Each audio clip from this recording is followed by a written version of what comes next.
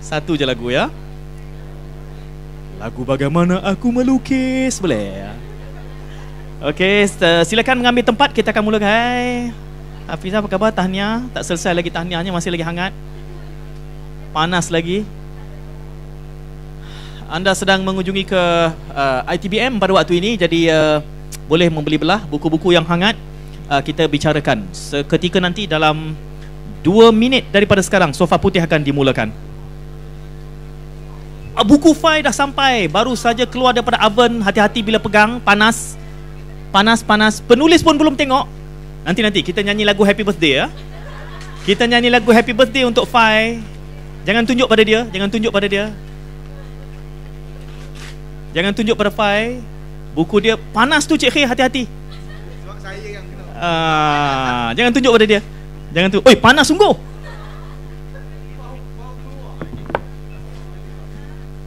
Okey, apa sal pula lah gambar boot ni, dia pakai high heels hari ni. Okey, tuan-tuan, ayo sama-sama kita berikan tepukan yang dan Fai Zakaria. Tepuk. Silakan. Jemput naik. Wah, Nisah dengan fail undang-undangnya. Silakan. Tahniah apa kan? Silakan. Jemput. Silakan. Kopi. Tuan-tuan berdua sampai juga. Selagi tak sampai, saya tak mulakan Sofa Putih tadi. Bismillahirrahmanirrahim. Assalamualaikum warahmatullahi wabarakatuh. Selamat petang semua, apa khabar? Selamat datang ke Pesta Buku hari yang pertama. Hari pertama Sofa Putih musim ke-6. Dan ini adalah tahun ke-6 kita menganjurkan Sofa Putih. Selalu saja saya mulakan memperkenalkan Sofa Putih. Kenapa ia putih? Supaya kita boleh mewarnakan sofa ini mengikut selera kita. Apakala anda pulang, anda boleh jadi purple, anda boleh jadi turquoise, Kak Sri ya, boleh jadi turquoise, boleh jadi bukan pastel tu, apa brown ke apa ke? Boleh jadi purple, boleh. Anda warnakan ikut sesuka hati anda. Sofa Putih ini bukan seperti luar bicara saya di landscape itu. Anda boleh tanya apa saja dan anda tidak akan dipengapakan. Hari ini kita bersama 2 penulis kembara. Kita nak bagi apa? Travelog ya. Bentuk travelog, iaitu Nisa Harun dan Fai Zakaria. Sekali lagi kita berikan tepukan kepada mereka. Tahniah. Nisa bukunya sudah berada di pasaran agak beberapa ketika, dan Fai ini baru ini boleh pegang mic lah Fai ni. Tolong pegang mic. Belum tengok kandungannya ya Fai? Belum lagi. Jadi macam mana? Boot tu betul ke? Siapa punya boot gambar depan tu? Saya punya. Kenapa hari ni pakai high heels? Travel pakai high heel. Pakailah boot itu hari ni. Hari ni orang ingin lihat Fai ketika dia mengembara dan melukis. Boot sudah somot. Saya hampir yakin Fai melukis bukan pakai macam ini. Melukis pakai macam ni. Okey, saya salah. Bila ada event. Okey, bila ada event. Nisah pula gambar depannya tu, bagaimana perasaan Nisah sewaktu hari pertama melihat, wah inilah kembara sastra? Saya fikir perasaan yang sama yang Fai sedang hadapi kan. Okay. Kita ingat pada tahun 2012 dulu saya juga mengalami situasi yang sama, iaitu saya pun tidak melihat buku ini. Hanya ketika pada atas pentas Sofa Putih baru pertama kali memegang, sampai soalan Tuan Syed pun saya tak dapat jawab. Okey. Jadi tak apalah. Yang penting saya tanya, itu tugas saya, menjawabnya kalian. Kembara dan catatan, mengapa dan apa yang perlu dikongsi bersama Nisa Harun. Ini buku Nisa Harun, Kembara Sastra ini.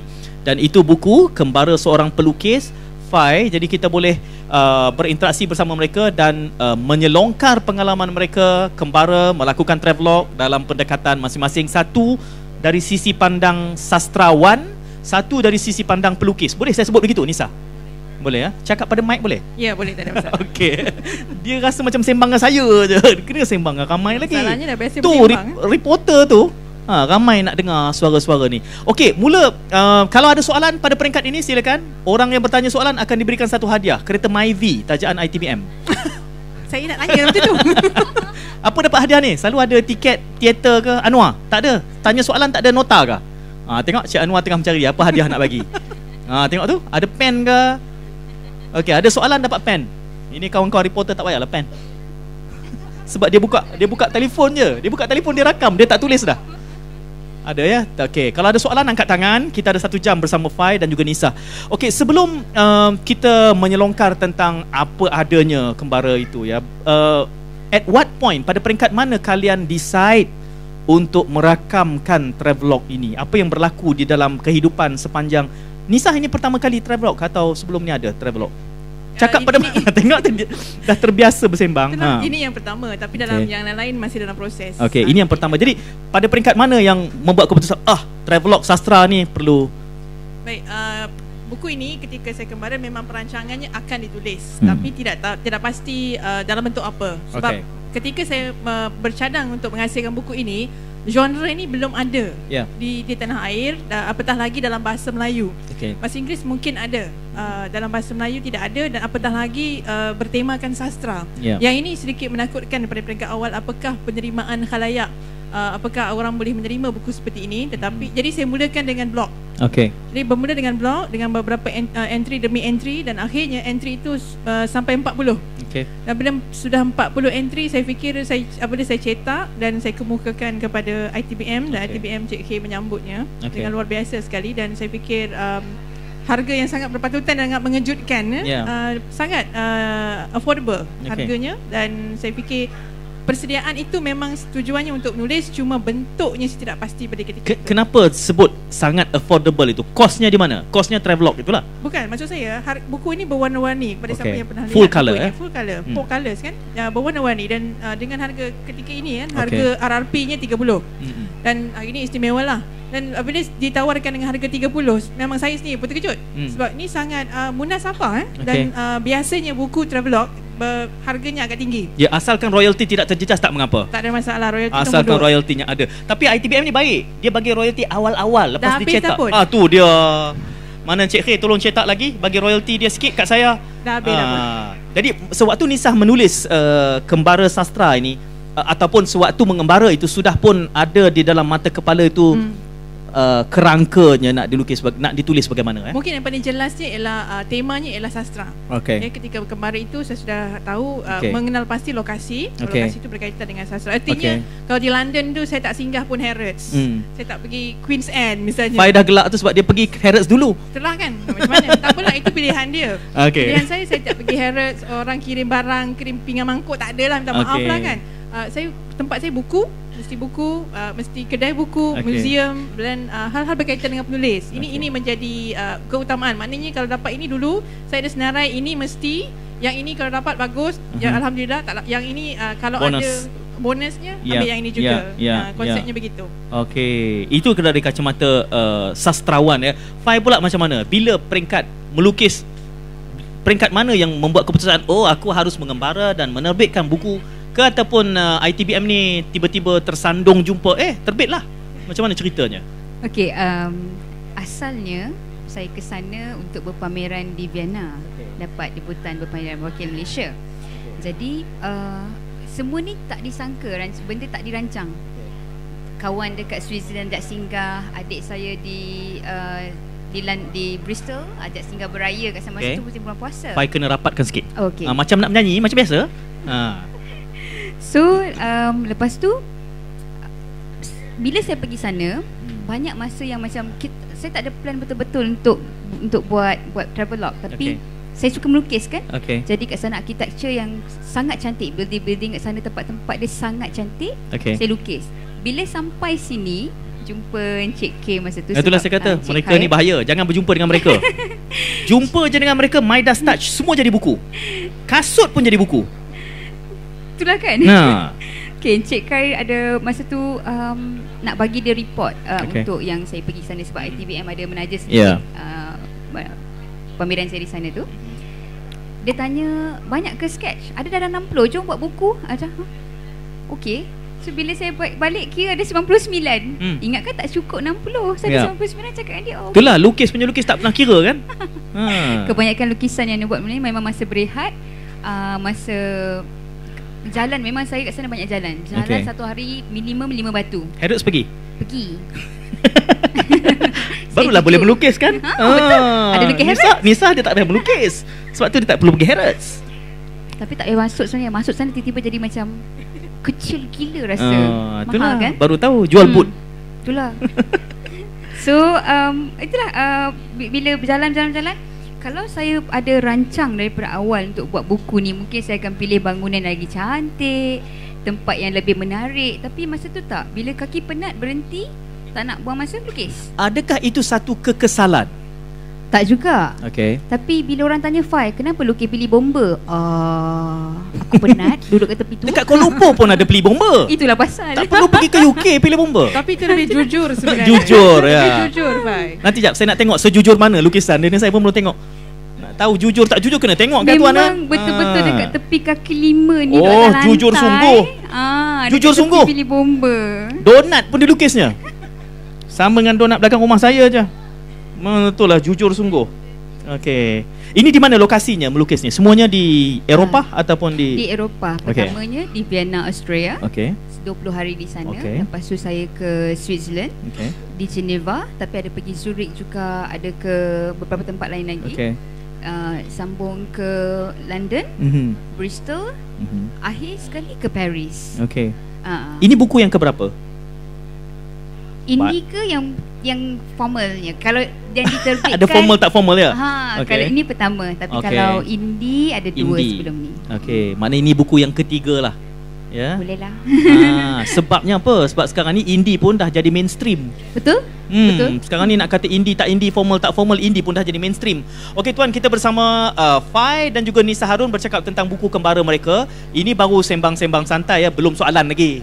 Soalan belum lagi. Soalannya kemudian. Saja nak tengok sejujur mana lukisannya tadi tu. Sebab tuan punya buku pun belum tengok. Kalau tuan-tuan ada soalan, boleh saja bertanya soalan, dan sejurus bertanya soalan akan diberikan sedikit hadiah oleh pihak ITB. Ada soalan ya? Okey. Itulah, bangun bersungguh macam nak tanya soalan. Ada jual 3 dah. Tengok tu. Hati-hati pegang sebab itu baru keluar daripada oven. Melecur tangan. Elok-elok pegang tu. Okey, kita nak menyelongkar soal elemen kembara itu ya. Satu, kita sebenarnya complementary di sini. Satu orang tu dia mengembara, dia dah ada preconceived idea dah. Aku nak tulis. Seorang lagi ni dia lukis pai bomba, dia tak tahu dia nak jumpa dengan seorang hamba Allah nama dia Muhammad Khair. Kan? Jadi ini satu eksperimen yang berbeza ini. Kalau Nisa apabila nak mengembara tu, kita tahu ya, seperti mana seorang karyawan, dia nak tulis tu dia dah ada plot ya. Tetapi Nisa ini mungkin ada niat, belum ada plot. Bagaimana proses nak menterjemahkan kembara itu menjadi sebuah travelog yang sebegini rupa? Baik, saya memang ada rangka awal, tapi rangka ni sangat longgar. Tujuan dia maknanya saya akan pergi ke lokasi-lokasi ini, dan bergantunglah apakah maklumat yang diperoleh ketika itu. Sama juga seperti kalau yang berikut ni ada dalam perjalanan dalam perancangan untuk Itali dan Paris. Ini kepada kulit dummy yang sendiri nak buat untuk memberi semangat kepada diri. Okay. Kalau tidak tak siap nanti kan. Sama juga, maknanya yang terbaharu saya ke Australia dan New Zealand, begitu juga perancangannya. Tema itu, tema besarnya ialah sastra. Jadi apa yang perlu diisi itu bergantung kepada tempat yang kita pergi. Dan kadang-kadang tempat yang kita pergi itu nampak seperti tidak ada signifikan pada ketika itu. Tapi pergi saja duduk, dapatkan yang penting gambar, bukan selfie ya. Gambar tempat itu. Selfie itu selfie juga. Tapi zaman saya pergi ni selfie masih belum berapa popular. Saya masih pakai timer gambar-gambar yang mana sendiri itu kebanyakannya pakai timer. Masih berlari-lari 10 saat untuk ambil gambar, senyum. Ada tanda pangkah kat bawah? Ada tanda pangkah. Jadi lari-lari, lepas tu sengit, betulkan balik, tekan lagi timer 10 saat, lari-lari tukar pose. Travel seorang jangan lupa. Travel Itu harus seorang, lupa. Okey. Travel seorang, tak ada bawa kawan. Kebetulan lah kalau jumpa misalnya rakan-rakan kembara yang ada di tempat tersebut, minta tolong lah tolong ambil gambar dan sebagainya. Dan kita faham, kita ambil gambar cantik, orang lain ambil gambar kita belum tentu. Okey. Ini sedikit kesalahan, tapi nak macam mana? Tak boleh nak salahkan orang. Sebab sudut pandang tidak sama ya. Jadi apabila sampai di tempat tersebut, ambil saja gambar, dapatkan data. Dan pada saya, sebab Fai melukis, saya tak ada kemahiran itu yang sebegitu. Saya menggunakan kamera. Jadi kamera saya ni ada kalau dalam kembara yang berikut itu saya pakai 2 kamera. Satu tu untuk simpan data saja. Okay. Mana snap, simpan dan folderkan dia, masukkan folder. Okay. Dan kemudian terutamanya nama-nama tempat. Apabila saya ke Jepun misalnya, nak eja macam mana tu. Yep. Jadi itu penting, visual Jadi ambil gambar, ingat dia punya karakter tu saja. Fai dia tak payah eja, dia lukis je pipe bomba. Dia lukis je beli bomba tu. Saya tak ada beli bomba, nak ada lukis. Ambil gambar Jadi ambil gambar, sama juga ke tempat-tempat yang bahasanya kita tak boleh nak sebut. Jadi itu gunanya kamera tadi. Maknanya ambil gambar dan kamera tadi boleh backtrack. Okay. Misalnya kita sesat, tengok balik gambar tu, kat mana tadi kita berada. Jadi itu fungsi kamera. GPS tak ada GPS GPS ni gambar.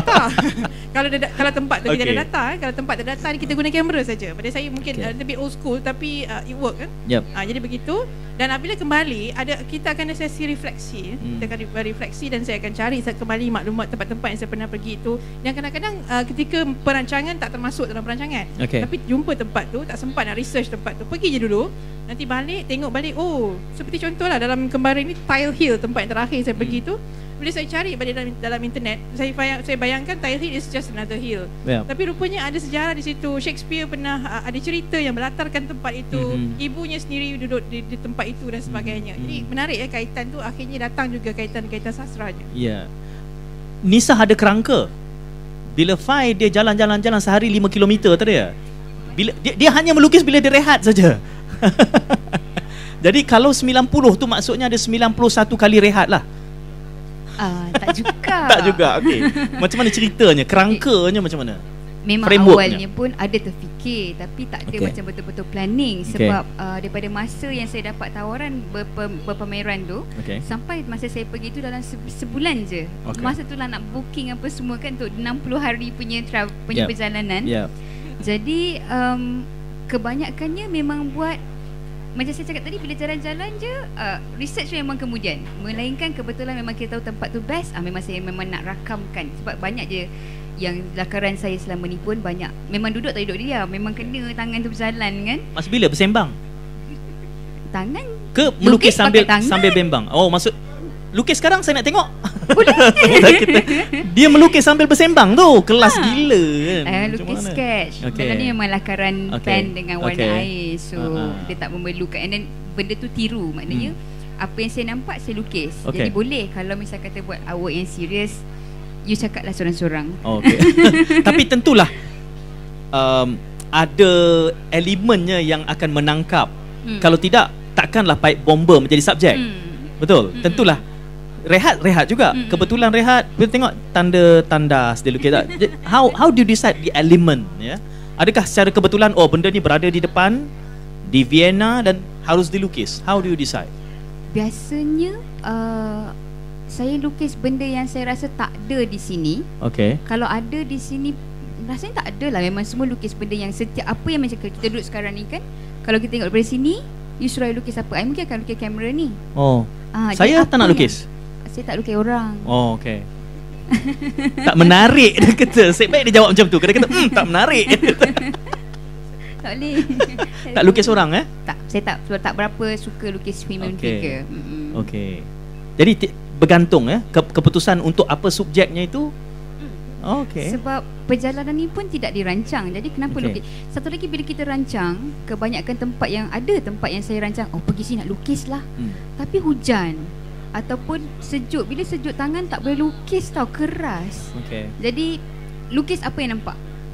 Itu yang masa dekat Pilih Bomba tu memang tengah kesejukan. Dekat sebelah Starbucks, diorang tutup awal. Yang ada depan saya bas dan juga banyak bus stop. Takkan nak lukis bas dan bus stop, Malaysia pun banyak. Pilih Bomba lain bentuk. Lain bentuk. Betul. Setiap Pilih Bomba di tempat yang saya pergi semua berlainan. Ada yang kuning. Berapa gambar Pilih Bomba yang pernah dilukis? Satu. Satu. Tak nak datang lantai sejuk. Lain kali semua Pilih Bomba yang nampak semua lukis supaya kita boleh bezakan ni London, ni Frankfurt kan? Kalau macam Nisa, dia ada koleksi gambar-gambar tangkap, dia backtrack, dia tengok balik dan dia memberikan refleksi. Dalam file 90 lebih gambar itu, apabila dilihat balik, apakah terhimbau balik lokasi di mana, senario dia, sejuk tak sejuk, hujan tak hujan tu, how do you feel?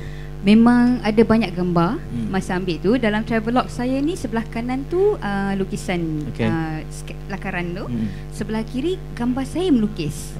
Jadi bila tengok tu, satu boleh nampak proses. Satu lagi bila saya nak buat cerita tu dah senang tau. Ingat, ada yang kadang-kadang tak ambil gambar sebab benda tu hitam putih, nak cepat kan, nak kejar masa. Jadi kemudian baru tambah warna. Ada yang memang sebab macam Nisa cakap tadi, Paris kan tak tahu macam nak sebut benda tu. So ambil gambar. Jadi boleh, bila nak tulis tu boleh ingat. Sebab saya memang jenis tulis diary. So memang ada diary sebenarnya. Ada tak yang lukis tak jadi? Banyak. Ada 3 rasanya. Boleh tak bukukan yang tak jadi? 3 tak jadi buku. 3 je. Saya ingat 30 tadi. 3 sebab je. cancellation itu menggambarkan proses pengkaryaan. Itu saya suka kalau saya baca buku. Saya nak baca buku orang yang tulis jadi dan sebelum dia jadi. Tapi dalam ni ada satu je orang yang tak jadi. Sebab orang tu dia nampak macam orang-orang kat sawah. Tunjuk dekat Encik Muhammad Khair dengan Dirun, dia kata tak apa, letak je. So saya letaklah orang tu yang macam Cik Khair ni bagi apa pun jadi buku. Tu masalah dia. Bagi boot jadi buku, bagi syair jadi buku. Tu bahaya. Jangan anda datang ke ITBM ni berhati-hati. Anda mungkin jadi buku. Berhati-hati. Kita bersama Nisah dan juga Fai. Kalau anda ingin berinteraksi bersama mereka, boleh bertanyakan soalan. Buku mereka kedua-duanya, satu kembara sastra, satu lagi kembara seorang pelukis. Seorang merancang dari awal, seorang ditangkap oleh ITBM dan dirancangkan bagi pihaknya. Ada seorang tu dia sudah menjadualkan, ya. Seorang lagi tu dia kata kemudian baru dia melihat balik dan menilai semula. Jadi pengalaman-pengalaman yang ini menarik untuk kita selongkar bersama Fai dan juga Nisah. Saya nak lanjutkan dengan Nisah. Selepas proses itu, it's no more an intuition. It's a complete afterthought. Dan melihat dia menjadi sebuah buku. Dia kadang-kadang kan macam orang buat filem di buku, buku difilmkan ni. Dia salah satu tu lebih puas. Salah satu lebih puas.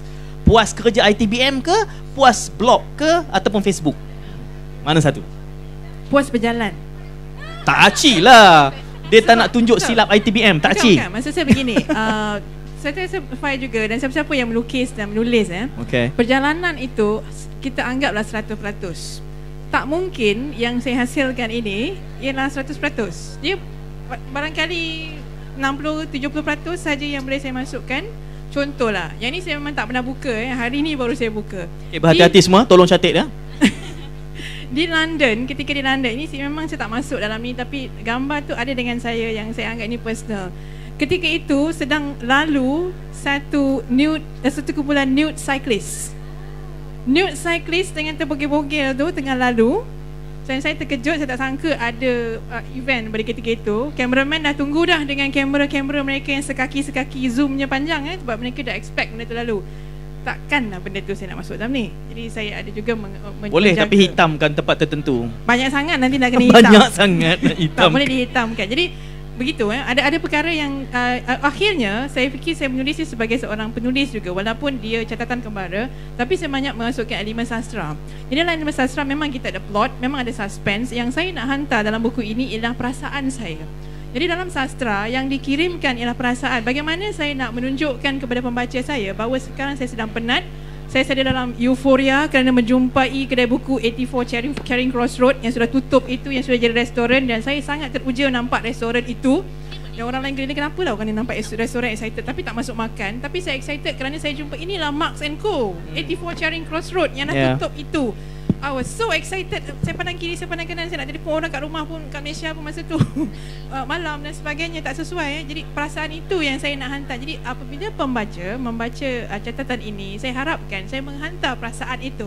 Seperti juga penyair, dia menghantar perasaannya, penatnya, kecewanya, tak dapat flight, miss the train dan sebagainya, perkara-perkara itu.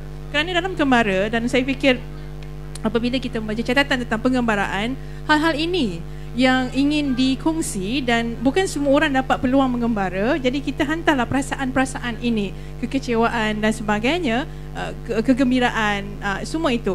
Kalau setakat kita memberikan jadual dan hanya menghantar catatan saja, dia jadi laporan, pukul 7.45 tunggu bas pukul 8 bas datang. Tak ada perasaan yang dihantar. Jadi ini membezakan sedikit antara travelog dan juga mungkin guidebooks, buku-buku panduan perjalanan yang banyak di pasaran, tapi itu lebih kepada panduan untuk pergi tempat ni ada apa. Tapi kita nak hantar perasaan. Misalnya kalau pembaca-pembaca di Malaysia yang belum berkesempatan merasai bagaimanakah dinginnya musim panas, walaupun musim panas tapi masih dingin, masih lagi kena pakai, orang kata ni betul ke musim dingin, pakai jaket macam nak pergi ke bulan. Sebab kita ni orang Malaysia yang belum acclimatize dengan kulit tu, kita akan rasa semuanya sejuk, segala-galanya sejuk, kerana di Malaysia ada dua saja suhu, panas dan lebih panas. Jadi kita nak membezakan hal tersebut. Jadi harus diceritakan dalam bentuk yang bagaimana. Jadi pada saya barangkali kelebihan dalam penulisan sastra itu amat membantu dalam saya bercerita dan saya menghantar perasaan, rasa itu kepada pembaca saya. Perasaan apa yang cuba Fai hantar dengan melukis pipe bomber? Masa tu ada sekali dengan Pak Bomba tu saya ada biasanya cerita, tapi special untuk Pak Bomba tu ada puisi. Memang puisi kesejukan, tunggu kawan nak pergi buka puasa. Dua cerita sejuk ni. Ha, betul, sejuk. Saya kembara kat sana tak ada pula cerita sejuk. Cerita nak marah. Saya cerita kembara buku saya cerita nak marah. Sebab saya bandingkan budaya buku sana dengan budaya buku sini. Saya frust sangat. Itu dalam bab yang lain. Bab ada bab marah. Okey. Nisah ni bahaya, dia kuat marah. Fai. Okey, tadi soal menghantar perasaan ya. Bezanya kerana Fai tidak merancanakan dari awal. Kini apabila ia telah wujud sebagai sebuah buku, mungkin Fai belum sempat lihat secara mendalam ya. Tapi pada peringkat ini tengok muka depannya ada boot yang lusuh dengan daun ini daun apa ni dipanggil? Bukan marijuana. Maple leaf. Okey. Maple. Okey. Maple leaf. Kalau Nisa menghantar perasaan. Menghantar perasaan dia melalui catatan. Saya tak berapa pandai menulis, jadi saya melukis. Jadi bila yang melukis tu lebih, macam nak cakap ya, lukisan dia akan keluar ikut perasaan. Okey. Jadi kalau misal kata antara lukisan saya yang saya ada buat satu koleksi Heart for Art, dia untuk charity sebenarnya, love je. Contoh, ini contoh ya. Lukisan love tu saya tak boleh lukis masa saya marah, masa saya sedih. Dia tak bulat cantik. Jadi sama dengan lukisan dalam ni juga, setiap bangunan yang saya sampaikan, yang saya colour, yang saya tulis tu boleh nampak kat sana. Kalau misal kata ada satu lukisan terakhir sekali masa kat Paris, di Notre Dame. Masa tu dah penat sangat dah. Memang dah penat yang macam nak balik sangat dah, rasa yang nak balik sebab dah 60 hari kan. Dah miss nak makan sambal udang lah apa semua, dah nak balik. Tapi masa tu sebabkan duduk dekat depan katedral tu, background dia biru, bangunan tu sebenarnya dia warna dia warna coklat cair, limestone. Tapi disebabkan sunset, dia jadi orange. It's so beautiful, subhanallah, cantik sangat bangunan tu. Jadi saya rakar, walaupun penat lukis kelang kabut dan 10 minit. Dan kebanyakan lakaran dalam ni memang dibuat paling lama 30 minit. Selalunya 10-15 minit. Itu yang lain bengkok ke apa. Jadi itu menggambarkan salah satu perasaan di sana. Maknanya tengah buat kelang kabut ke, tengah buat relax ke. Ada yang sampai 3 lakaran dekat satu tempat saya buat. Dan masa lukis tu saya cerita kenapa lukis. Ada yang macam tadi, tunggu dengan kesejukan. Ada yang macam sebab dia cantik sangat. Ada sebab masa saya dapat berpeluang untuk, saya kaki teater dengan kaki memang kaki teater. Nanti saya tengok. Betul lah. Siapa je. So dekat dalam teater tu saya pergi 2 dekat Vienna. Alhamdulillah dapat. Di Vienna mula-mula tu dekat, memang seat nombor 3 je. So tak sempat buka sketchbook pun, macam biarlah. Tapi masa yang kedua punya, dia dah listkan dalam 1000 tempat yang mesti dilawati sebelum mati. Saya macam tu tak duit dah nak balik tempat pertama. Jadi kita tak tahu duit kita cukup tak lagi sebulan setengah ni dekat tempat lain pula. Jadi macam cakap dengan orang tu, saya dah nak balik hari malam tu show, lusa tu balik. Jadi saya tak cukup duit, tapi saya nak pergi macam mana, tanya dia kan. Lepas tu dia kata okey, dia ada 3 tiket student, muka awak lepas di student. Okey, alhamdulillah. Pergi. Siapa orang tu, saya bagi tahu dia student tak student? Ada gambar dalam silap tu. Lukis muka dia tak? Dia ambil gambar dia. Jadi masa tu kan kalau lukis muka dia mesti bulat. Cantik je bulat. Sebab gembira, dia kata macam student kan. Betul, rambut dia mungkin akan lebih berbunga daripada gulung-gulung tu. So masa pergi tu, sampai kita dapat duduk ke atas, jauh. Saya dah lah tak nampak dia keseluruhan pentas. Dapat mungkin 1/4, 3 orang je nampak. Jadi masa tu rasa macam dah lah, kita tinggalkan semua bag dekat concierge dia. Lukis dia pakai buku biasa. Masa break, lari pergi ambil, lepas tu lukis. Dah pula orang-orang dekat-dekat yang tak nampak ni tengok kita melukis dah tengok wah. Jadi masa tu saya lahirkan juga dekat situ. Saya share juga dekat dalam buku saya tu. Okey. Okey, saya nak tengok sekejap. Ada garisan-garisan bengkok. Banyak. Nak tengok. Ni dia tengah Let It Be ni, dia tengah bad mood ni. Let It Be tu break masa tengok break, betul lah tu. Sebab tu dia bad mood tu. Sebab banyak sangat garisan bengkok dekat sini. Memang tak ada pakai pembaris pun. Tak ada pembaris, itulah. Cantik, pandai. So boleh tengok belah kiri tu, gambar tu quite malap lampu dia. Jadi lukis agak-agak aja. Betul lah tu, pakai topi kat sana. Topi warna putih. Travel memang kena pakai topi sebab kita tahu hujan ke apa kan. Okey, kita bersama Fai dan Nisa. Silakan kalau anda ingin bertanyakan soalan, berkongsi pengalaman. Prof Abdullah juga bersama, Pak Engku. Terima kasih kerana hadir. Bersama Nisa dan juga Fai bercakap soal pengalaman mereka kembara dan membukukannya. Orang kata hujan emas negara orang, hujan batu negara sendiri. Dia kan, pada saya lah, kembara itu akan punya lebih makna bila kita mula membuat perbandingan. Perbandingan itu baru kita tahu letak duduk tinggi rendah. Kalau tak, kita akan menerimanya sebagai sesuatu yang normatif tanpa apa sebarang perbandingan. Oh, tiba-tiba serius pula bunyi ya. Nisa kalau dia serius tu saya takut. Saya takut dia saman. Macam mana? Bila membuat perbandingan kembara tu, kan? Banding dengan mana? Banding dengan Malaysia jauh lah. Tapi bahkan saya yakin daripada satu tempat ke satu tempat yang Nisa pergi itu juga, perbandingan itu akan memberikan nilai tambah ilmu yang tinggi berbanding dengan hanya menerima sebagai suatu subjek yang normatif. Soalan tu saya tak faham, tapi tak apa. Macam ni nak saya sebut macam ni. Apa yang apabila kita pergi ke luar negara, perkara pertama yang kita akan bawa pulang, ataupun tak kira pergi keluar dan kembalilah, tak kira sejauh mana, kita akan jadi sayang pada negara kita. Itu yang pertama sekali. Kalau kita tak rasa kita nak kutuk negara kita, sebab kita dah tengok negara orang, walaupun negara itu sangat maju dan jauh dan kita rasa marah kerana budaya kita tak sama dengan budaya dia, tapi pertama sekali kita akan amat bersyukur apabila kita kembali ke negara itu. Yang pertama, ini yang saya dapat ketika pulang dan ketika saya kembali dari Itali. Sebab Itali itu ketika pergi ialah penghujung musim dingin, awal musim bunga, pokok-pokok masih rontok dan sebagainya, tak ada daun. Balik kat sini tengok rumput yang hijau tu, subhanallah, Malaysia ni cantiknya rumputnya hijau. Sebab kat sana tak ada rumput ketika itu kan, dan kering. Maknanya rasa bersyukur yang luar biasa saya fikir.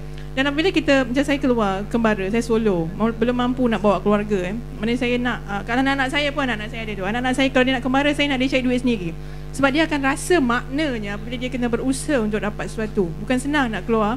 Dan apabila saya pergi ke sana tu, dengan daya usaha, dengan pertolongan Tuhan yang paling banyak, kita akan sangat bergantung kepada Allah SWT. Ini yang tak dapat dinafikan lah. Terutamanya saya seorang, saya perempuan, yang selalu dianggap, saya selalu membayangkan siapa nak tolong saya kalau saya tengah berat beg dan sebagainya. Tapi bersandar saja kepada Tuhan, nanti ada orang akan datang tolong. Tak macam mana, ada insyaAllah. Tapi bersangka baiklah, bersangka baik kepada Allah, bersangka baik kepada manusia, insyaAllah. Jangan pandang orang tu buruk, nampak yang baiknya dulu, akan ada. Bayangkan di Paris juga, yang dikatakan ramai orang gypsy, ramai orang ambil kesempatan, pickpocket dan sebagainya. Orang yang menolong saya beg yang sangat berat itu adalah seorang lelaki berkulit hitam yang dia nampak saya bertudung. Dia kata, sister can I help you? Sebab saya tergengkeh-gengkeh bawa beg macam beg mayat.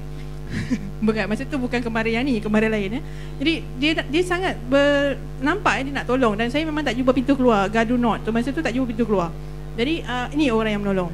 Jadi perkara-perkara begini, memang kalau kita nak kata hujan emas di negeri orang, benarlah di mana-mana pun. Apabila kita ke mana-mana, kita akan lihat, wah cantiknya negeri orang, cantiknya pokok dia, kenapa bunga dia tak sama macam bunga kita dan sebagainya. Kita akan lihat begitu. Tapi saya rasa perasaan itu hanya untuk mungkin seminggu dua, kita akan rasa begitu. Akhirnya bila kita dah sampai penghujung, kita sangat tak sabar untuk pulang. Dan kita sangat bersyukur bahawa kita sebenarnya berada di Malaysia. Apabila kita tak rasa, kita tak keluar tu, kita rasa macam apalah ada sangat kat Malaysia ni. Tapi apabila kita keluar, insyaAllah kita lebih bersyukur dengan hal-hal ini. Dan saya fikir dalam catatan saya juga banyak saya gambarkan hal-hal tersebut. Tapi kalau sesiapa yang ada peluang, saya fikir mengembaralah, keluarlah walaupun sekejap, walaupun seminggu, walaupun 5 hari, keluar, tinggalkan keselesaan. Ruang selesa ini menyebabkan kita tak nak berubah dan tak nak memikirkan sesuatu. Apabila kita terdesak dalam satu keadaan yang tidak selesa, kita akan fikirkan apakah jalan keluar dan sebagainya. Mungkin Fai ada pendapat lain. Ya, mungkin Nisah kalau dia nak menggambarkan cantiknya hujan emas itu ya, dia akan menggunakan bahasa yang verbose, yang banyak, dia boleh elaborate. Nak menggambarkan itu dalam lukisan bagaimana Fai melakukannya? Ya. Kita kata nampak tadi kan kata cathedral tu cantik, nak gambarkan, menterjemahkan itu hanya dalam bentuk lukisan dan mohon orang yang melihat menafsirkan kecantikan itu. Kalau bagaimana? Sekarang ni saya jenis yang suka baca. Sebenarnya background saya bukan pelukis. Saya sebenarnya interior designer. Daripada kecil memang suka melukis sebab Pak Long saya memang dari kecil rajin baca buku. Jadi daripada kecil juga saya suka baca kamus. Kebanyakan tajuk lukisan saya memang satu kataan je. Dia menggambarkan keseluruhan lukisan tu. Jadi bila you cakap, selalunya bila orang cakap minda saya dia berfungsi sebagai datang as visual first. So kalau you suruh cakap, pertama saya bayangkan payung. Kalau ni untuk hujan emas lah kan, ada benda macam menurun tapi payung tu akan warna emas. Itu yang saya bayangkan kalau you tanya gambaran dia. Secara berbanding mungkin kerana apa yang mengilhamkan lukisan semasa di Vienna berbanding apa yang mengilhamkan lukisan Fai, sketch Fai semasa berada di Malaysia. To be honest, dekat Malaysia saya tak banyak lagi melukis bangunan Malaysia. Sebab macam saya cakap tadi, saya interior designer. Saya dah selalu kerja tu kena lukis bangunan, kena lukis interior. Tapi bila di luar sana, saya banyak lukis bangunan sebab dia cantik. Dia memang cantik. Tidak ada bangunan yang seumpamanya menimbulkan cita rasa sebegitu di Malaysia? Saya tak banyak travel sangat Malaysia, tapi lagi pun sebab saya sangat bangga dengan Melaka. Melaka banyak bangunan yang cantik kan. Jadi belum lagi lah dapat nak lukis dekat yang dalam KL ni. Memang kalau kata KL je pun, kalau saya pergi mana-mana tempat, biasanya saya suka lukis fasad kan. Tapi kat KL saya lebih suka lukis macam kerusi dia, lampu dia, benda-benda details yang macam tu. Sebab luar kebanyakan bangunan di Malaysia agak sama. Dia tak ada own character lagi, kecuali di Melaka. Nak Melaka promote juga tu. Promote juga Melaka. Kita bersama dua penulis kembara, Nisa Harun dan juga Fai, seorang dari kacamata sastrawan dan seorang lagi dari kacamata pelukis. Kini selepas mungkin kepada Fai saya susah sikit nak bertanya soal komen pembacanya sebab sangat-sangat lagi ni kan, belum ada pembaca yang menelaah hasilnya. Nisa, selepas ia berada di pasaran dan menantikan yang akan keluar ni, jadi apa yang Nisa rasa, ya, penulis itu bila dia dah siap, dia akan membiarkan pembaca untuk memberikan nilai kepada ataupun menafsirkannya. Bagaimana pengalaman Nisa menerima komen pembaca? Baik, ada banyak respons, kebanyakan yang positif lah, alhamdulillah. Dan mereka tak mungkin tak terfikir pada peringkat awal yang buku seperti ini boleh dihasilkan, dan alhamdulillah diterima khalayak, tu yang penting. Mereka kata, antara respons saya terima, oh boleh buat buku macam ni. Saya kata, apa yang tak bolehnya? Semua tu boleh. Respons yang menarik juga yang saya terima ialah, kenapa harus pergi jauh-jauh? Kenapa tak tulis tentang kembara di Malaysia sahaja, sedangkan Malaysia juga banyak? Saya kata, tak ada masalah, silakan. Dan setelah ni, tahun 2012, 3 tahun buku ini, saya masih menanti kawannya. Itu saya sangat teruja apabila Fai akhirnya keluar buku kembara seorang pelukis. Ada kawan buku saya. Kerana buku ini di kedai-kedai buku dia hilang. Kerana dia satu-satunya dan dia tak ada kawan sampai saya pernah pergi ke MPH dan buku ini diletakkan di rak sastra. Dan dia diletakkan di rak dan tidak sewajarnya lah. Yang orang yang minat kembara takkan jumpa buku ni kerana diletakkan di rak yang salah. Jadi saya pernah di MPH Seremban lah, ketika itu Seremban 2. Saya pergi jumpa dengan orang yang menyusun buku tu. Saya kata, minta maaf, ini buku saya. Buku ini tidak sepatutnya berada di rak sastra. Buku ini sepatutnya berada di rak travel.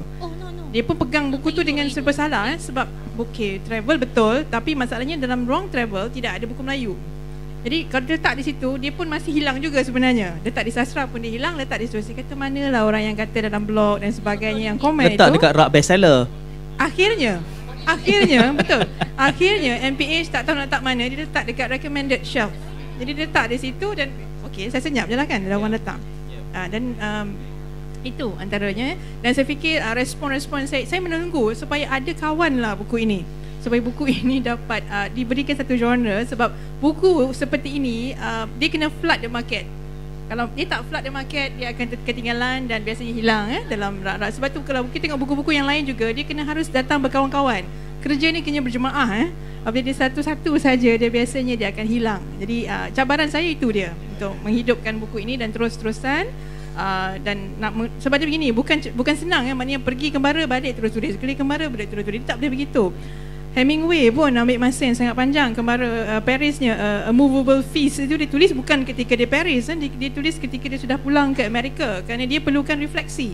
Kita tidak boleh melihat tempat itu. Kalau tidak, kita akan lihat tempat itu seadanya. Mungkin pelukis yang lain dia menggambarkan seadanya tempat itu. Macam penulis, saya perlukan masa dan ruang untuk memberi refleksi. Sebab itu saya memberikan jarak yang agak jauh untuk buku yang berikutnya ini. Bukan saja dilewatkan, sebab ada sesuatu yang masih lagi pada saya tidak cukup untuk saya isi dalam buku ini, kerana saya bukan nak menghantar laporan. Kalau saya nak hantar laporan, minggu depan dah siap dah. Saya balik dari mana-mana, minggu depan atas meja 10 muka, 30 muka siap. InsyaAllah kan. Jadi bukan itu sebab jadi dan tentunya apabila buku pertama sudah keluar, buku yang berikutnya orang ada semacam harapan. Dan harapan itu tidak wajar dikecewakan. Jadi saya harus memberikan sesuatu. Jika sama seperti buku yang pertama, apa beza buku pertama dengan buku kedua? Jadi saya harus memberikan sesuatu yang lain untuk kandungan yang berikutnya. Barulah saya fikir buku itu boleh berdiri sendiri dan tidak perlu dikatakan, oh awak kena baca buku yang pertama, dia baru awak boleh faham yang kedua. Saya tak mahu begitu. Jadi buku tu mesti berdiri sendiri dan dia boleh bercakap bagi pihak saya. Saya tidak perlu menerangkan dalam buku. Itu penulis sepatutnya begitu kan, dia tak perlu menerangkan lagi. Ya, sepatutnya begitu. Apabila ia sudah diterbitkan, maka ia milik pembaca. Ya, ada kawan-kawan saya penulis ni, kerja dia apa tahu ni Sah? Fai. Dia pergi setiap kedai buku, dia tengok buku dia dekat mana dan dia ubah. Dia ubah sendiri, dia bawa. Guilty. Saya juga buat. Ramai yang buat. Tapi memang dia rajin. Guilty. You did that, done that, been there, done that. Dia kerja dia tu, dia tengok kat mana buku dekat bawah, dia letak kat atas. Dia letak kat tempat yang ni.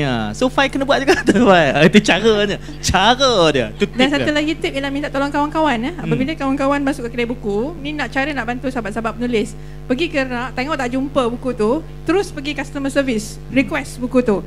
Jadi bila kita request, maknanya purchaser akan kata, oh buku ni ada permintaan, ada demand. Ada demand. Jadi mereka akan stok. Sebab begini, kita kena faham, saya juga terlibat sedikit sebanyak dalam industri buku. Apabila dihantar ke kedai buku, minimum 3 kopi, dia panggil standing order. Kalau orang yang keempat masuk, habislah.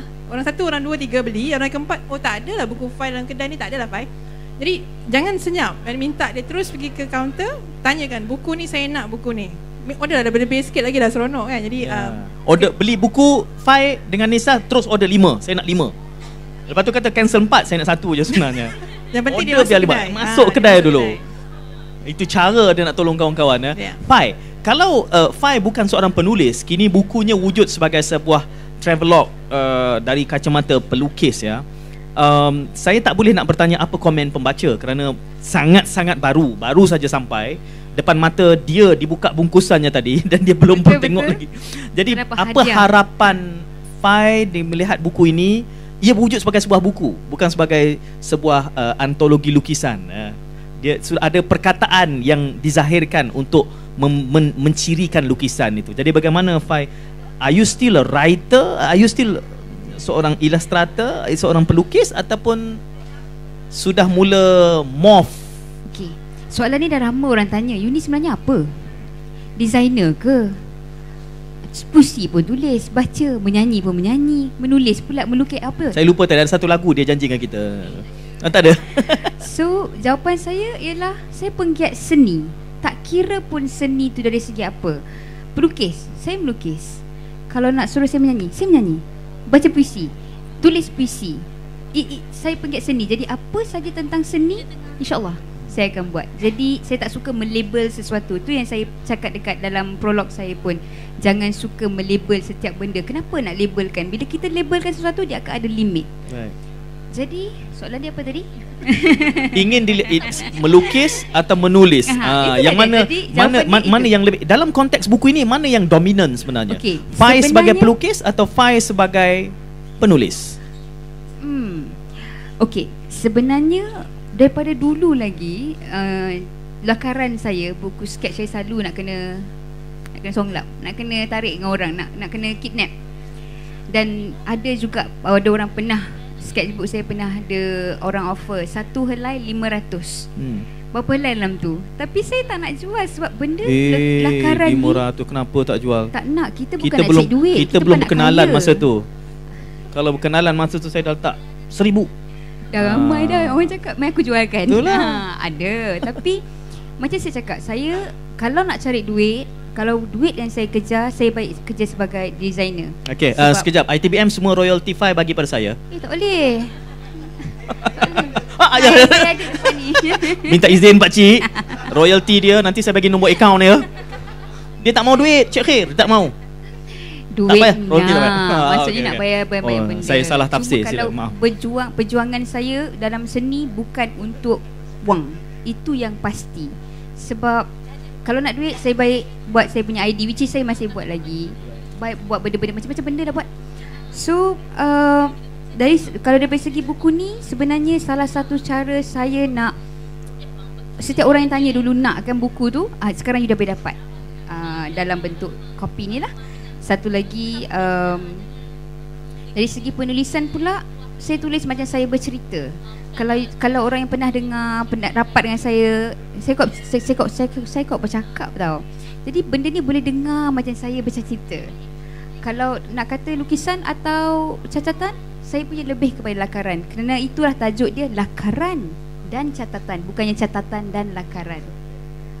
Jadi itulah dia. Masih begitu ya. Nisa pula seorang sebenarnya penulis yang serius ya, perjuangannya serius. Karakternya juga serius. Saya jarang tengok dia bergurau-gurau tau. Dia bukan macam saya ni jangan percayalah dekat TV tu. Saya tahu sebab saya dari TV. Yang di TV tu semua tak betul. Saya lain sebenarnya. Saya ni kelakar kat luar. Tapi Nisa kan, apabila Nisa menulis travelog ini travelog yang pertama saya kira kan, berbanding dengan yang lain-lain yang telah ditulis itu, bagaimanakah travelog itu berbeza muatannya dan hasrat serta penerimaan pembaca berbanding dengan karya-karya kreatif dan juga non-fiction Nisa yang lain?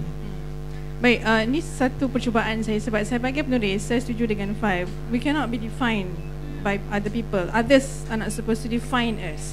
Jadi kalau kita benarkan hal itu berlaku, Nisa hanya menulis fiction. Pada peringkat awal dulu Nisa hanya menulis fantasi.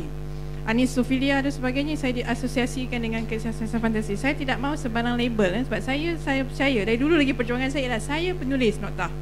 Saya bukan, jangan kata saya penulis wanita, saya penulis serius, saya penulis sastra dan sebagainya. Terlalu banyak definitif. Saya penulis nota. Jadi dengan itu, ruang lingkup penulisan saya akan boleh saja berkembang dalam bentuk yang pelbagai dan ada banyak genre lagi yang saya belum terokai. Jadi saya bermula dengan penulisan kreatif. Benar, saya memang secara pribadi sifat saya memang serius. Betul lah tu. Serius. Betul, serius. Itu yang takut. Dekat blog lagi orang takut dengan saya. Saya garang. Saya garang kerana saya mempertahankan hal-hal tertentu. Sebab saya tengok di Facebook saya, siapa salah heja pun dah kena marah kan. Sama dengan saya punya Facebook berapa kali dia tegur. Ejaan tak betul. Saya betulkan ejaan. Saya sampai cakap, kenapa? Beli komputer installment dapat keyboard satu huruf ke bila bayar? Setuju. High five. Sebab keyboard tak cukup power. Janji dapat royalty dia. Tak apalah dia nak kata apa pun. Okey, jadi maknanya saya memang serius. Dan apabila menulis Kembara ini satu percubaan untuk membuka lapisan diri saya yang jarang saya tunjukkan kepada orang. Kerana fiction, kita sentiasa berselindung. Kalau penulis yang sudah berpengalaman, biasanya kita akan berselindung. Dia penulis tidak lagi berada di pada watak utama. Penulis itu bukan lagi watak utama. Kalau penulis fiction yang awal, dia adalah diri dia dalam watak utama itu. Dia letakkan di situ. Apabila dia dah berpengalaman nanti, penulis fiction biasanya dia akan pandai berselindung. Mungkin dia adalah tiang lampu, dia adalah pokok dan sebagainya. Dia tak ada kat situ lagi. Maknanya watak utama itu bukanlah penulis utama. Dia pipe bomber dan sebagainya lah. Dia dah pandai berselindung. Tetapi apabila menulis seperti ini, saya tak mampu berselindung dengan begitu banyak sebab ini adalah kisah benar yang saya tulis dengan secara kreatif. Jadi ini adalah satu usaha dari pihak saya. Sebenarnya memerlukan sedikit kekuatan sebab nak membuka lapis-lapis yang lebih jujur, yang lebih terang. Sebenarnya bukanlah tak jujur, maknanya itu berselindung di sebalik langsir-langsir fiction tadi. Jadi yang ini kita kena buka lapis itu dan harus menerima sebarang kekurangan, dan itu yang orang nak lihat apabila membaca Kembara sebegini. Apakah kekurangannya, apakah deritanya, apakah kebahagiaannya yang tak boleh disembunyikan langsung. Jadi memerlukan satu persediaan mental bahawa selama ini akan dikritik dan seadanya. Dan mungkin bagi saya persediaan itu agak sederhana kerana saya sudah ada blog. Di blog sini orang boleh komen secara langsung.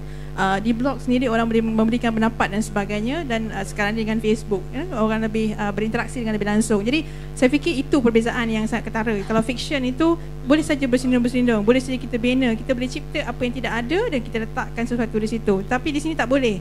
Maknanya kalau bangunan tak di situ, jangan pandai-pandai nak letak ada bangunan kat situ. Kerana ada buktinya, ada gambarnya dan sebagainya. Yang ini perbezaan yang sangat ketara. Saya sangat obses dengan masa, saya terlupa nak beri ruang pada tuan-tuan untuk bertanya soalan. Ini bukan tentang saya, ini tentang kita bersama. Jadi kalau ada yang ingin berkongsi pandangan, nak gambar jangan. Nak gambar tunggu sekejap lagi. Nak tanda tangan autograf sekejap lagi. Nak beli boleh sekarang. Kalau tuan-tuan ingin bertanya ataupun berkongsi pandangan bersama Fai dan juga Nisa, silakan. Kita ada sekitar 10 minit saja lagi berbaki bersama Nisa dan Fai. Kembaranya Anwar sibuk mengangkat dulang cabutan bertuah. Menang apa kali ni Anwar? Panggil pun dia tak dengar, dah sibuk sangat dia. Jadi bersama Fai dan juga Nisa untuk buku Kembaranya ni, Fai dalam kesempatan ini apabila kita menghasilkan buku ini pada peringkat awal Fai tidak berniat, ya, kebetulan dah terperangkap di dalam jerat ITBM itu, jadilah dia buku, terpaksalah. Saya kata bahaya masuk ke ITBM ni, semua jadi buku. Potong gaji, jadi potong buku, gaji, potong gaji.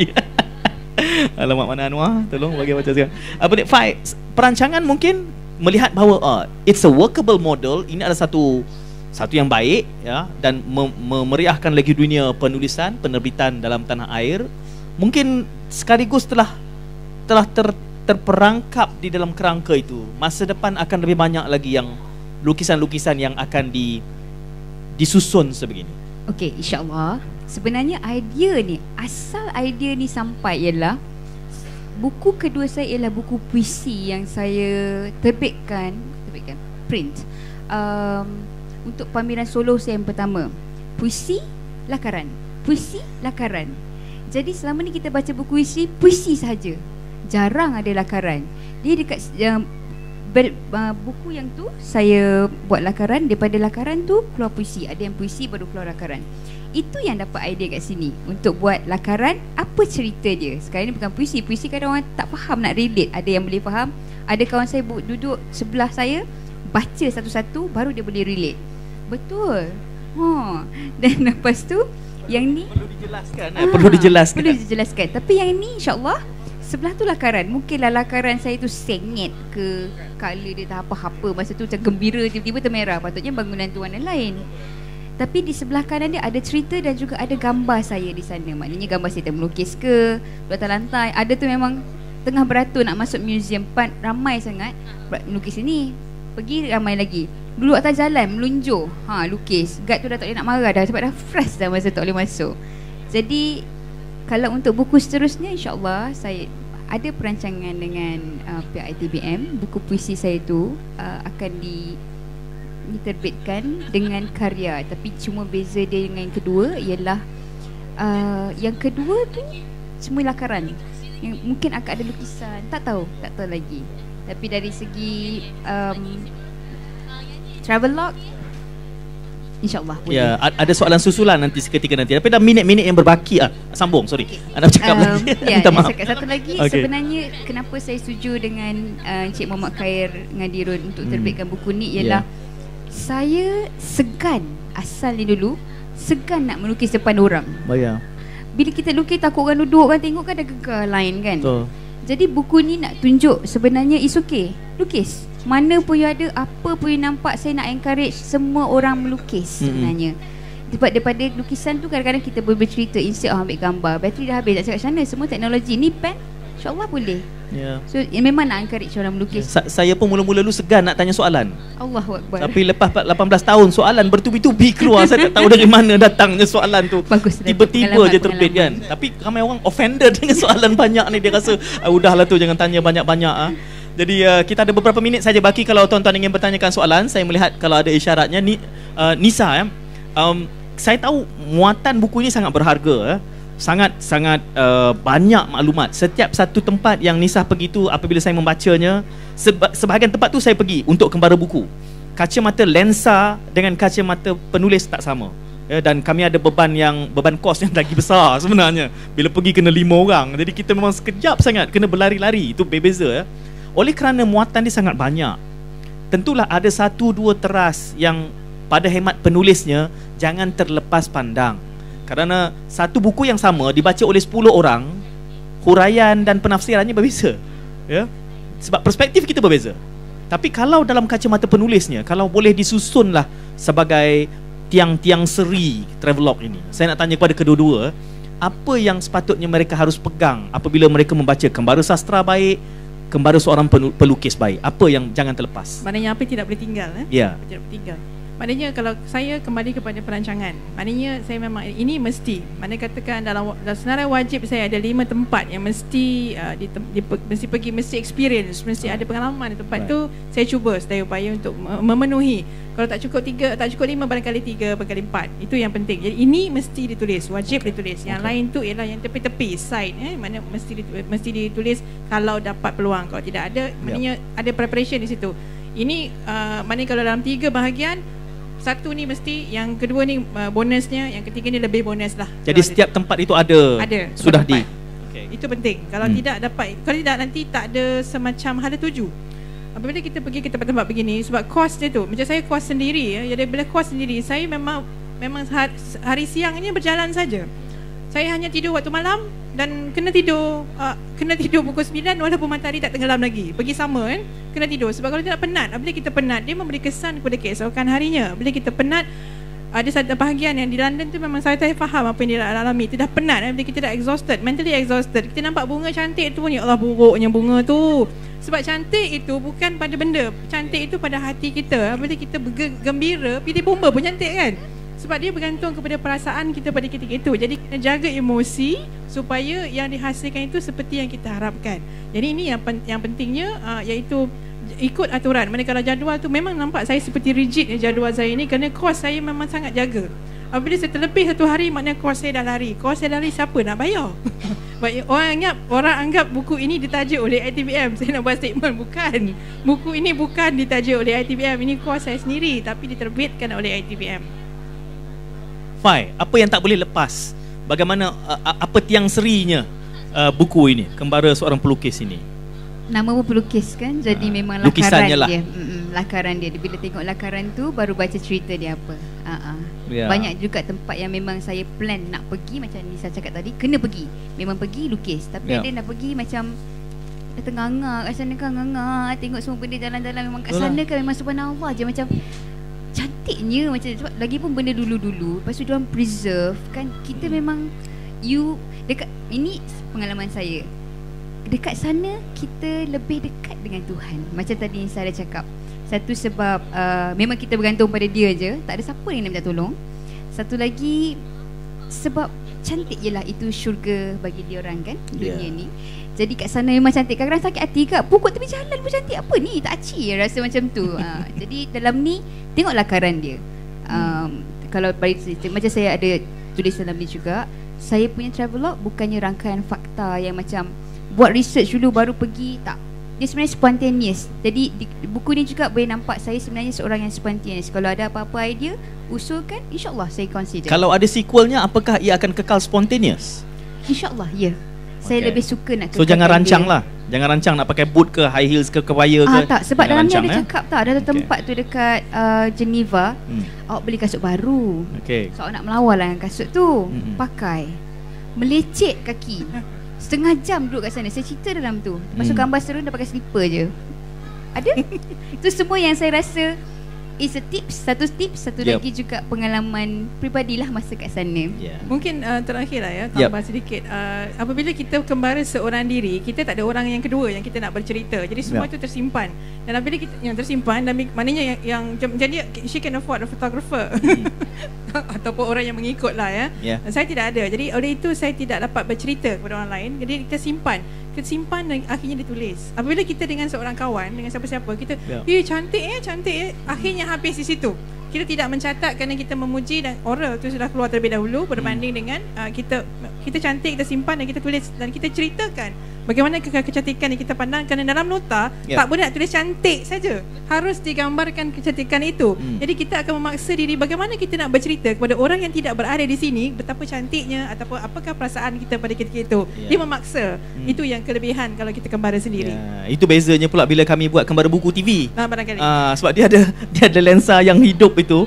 Itulah kalau rambut pengacaranya masa tu penyet, itulah keluarlah semuanya tanpa boleh ditapis-tapis lagi, kerana kita pun tak bawa makeup artist juga. Nak cut cost. Jadi kita berikan tepukan kepada Fai dan juga Nisa bersama pada Sofa Putih episod musim ke-6, episod pertama ini. Tahniah dan mudah-mudahan terus diberikan kekuatan untuk melahirkan lebih banyak travelog dan selebih-lebihnya. Dan kesempatan ini mungkin untuk mendapatkan autograf beliau seketika nanti, tapi saya dulu ambil autograf. Kita beri tepukan sekali lagi kepada Fai dan juga Nisa.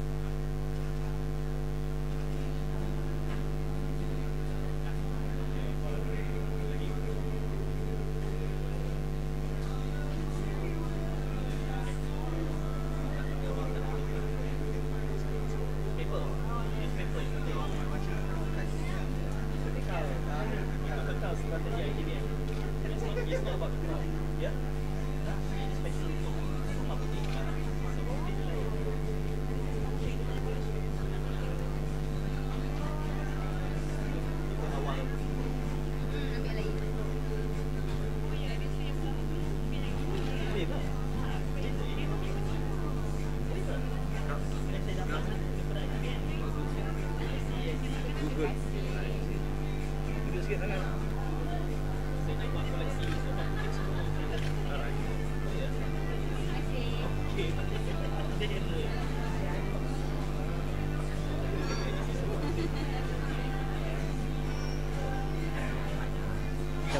sampai saya pegang terus saya jual.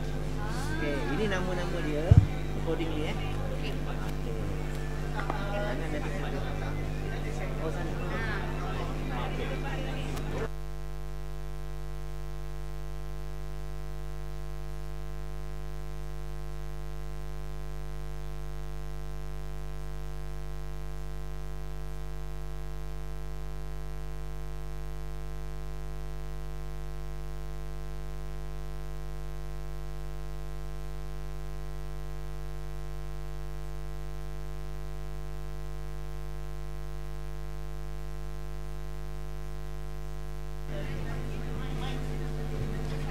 Saya terlupa tadi Fai dia kata dia tak balik selagi dia tak nyanyi.